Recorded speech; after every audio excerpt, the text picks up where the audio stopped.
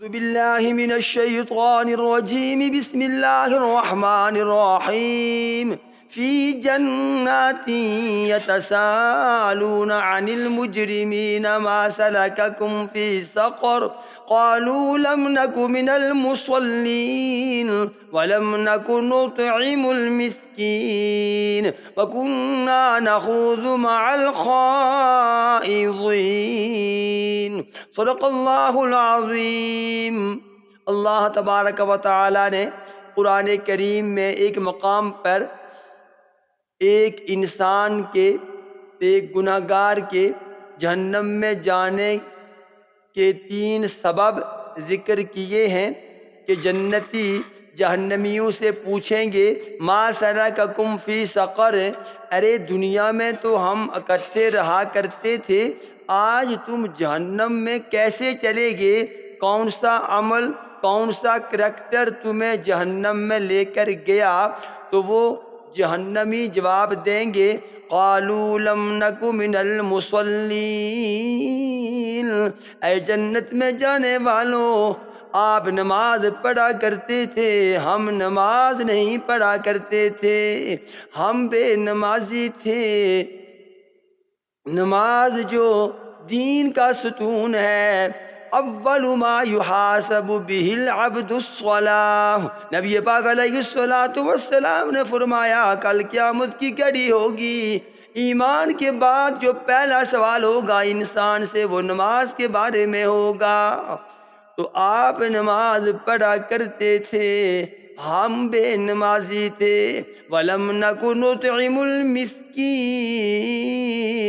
اور اے جنت میں جانے والوں تم غربا کی فکر کیا کرتے تھے، تم زکوٰۃ بھی دیتے تھے، صدقات و خیرات بھی دیتے تھے، تم ادھار پر بلا سود، سود کے بغیر قرض بھی دے دیا کرتے تھے، تم غریبوں کے چولہا جلنے کا ذریعہ تھے، تم نے معاشی طور پر دوسروں کو مستحکم کیا، ہم نے پیسے کو جوڑ جوڑ کر رکھا۔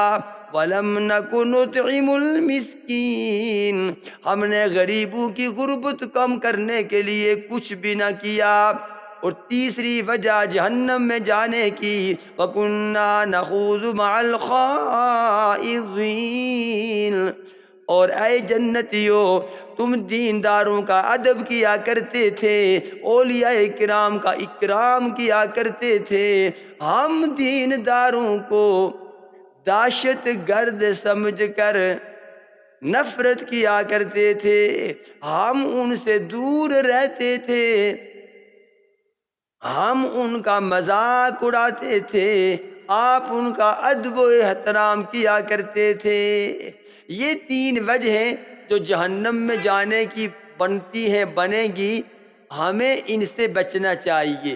نماز پڑھنی چاہیے، فرض عین ہے، بلکہ ائمہ اکرام میں سے بعض ائمہ فرماتے ہیں کہ بے نمازی کو مسلمانوں کے قبرستان میں دفن نہ کیا جائے، اس لیے کہ آپ علیہ السلام کا فرمان عالی ہے من ترک الصلاۃ متعمدا فقد کفر، کہ جس نے جان بوجھ کر نماز چھوڑی یقیناً اس نے کفر کیا۔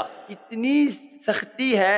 ہاں ہمارے امام اعظم ابو حنیفہ رحمہ اللہ تعالی عنہ اور کچھ دیگر ائمہ اکرام رحمہ اللہ تعالی عنہ فرماتے ہیں بے نمازی کافر تو نہیں، ہاں کافروں والا کام ہے، یہ مسلمان کے شایان شان نہیں کہ ہو مسلمان اور نماز نہ پڑھے۔ اور نمبر 2، انتہائی مہنگائی کے ان سالوں میں ہمیں معاشی طور پر جو لوگ کمزور ہیں ان کا ساتھ دینا چاہیے، ان سے تعاون کرنا چاہیے، وگرنہ جہنم کی طرف وقتی طور پر جانا پڑے گا۔ اور دینداروں کا مذاق نہ اڑائیں، ان کا ادب و احترام کریں، اختلاف ہو تو اختلاف ادب کے دائرے میں رہ کر ضرور کریں، لیکن تنقید برائے تخریب نہ ہو، تنقید برائے تعمیر ہو۔ اللہ رب العالمین ہمیں اہل جنت کی اوصاف اپنانے کی توفیق عطا فرمائے، جہنمیوں کی نشانیوں سے اللہ ہمیں محفوظ اور مأمون فرمائے۔ آمین ثم آمین۔ وما علی الا البلاغ المبین۔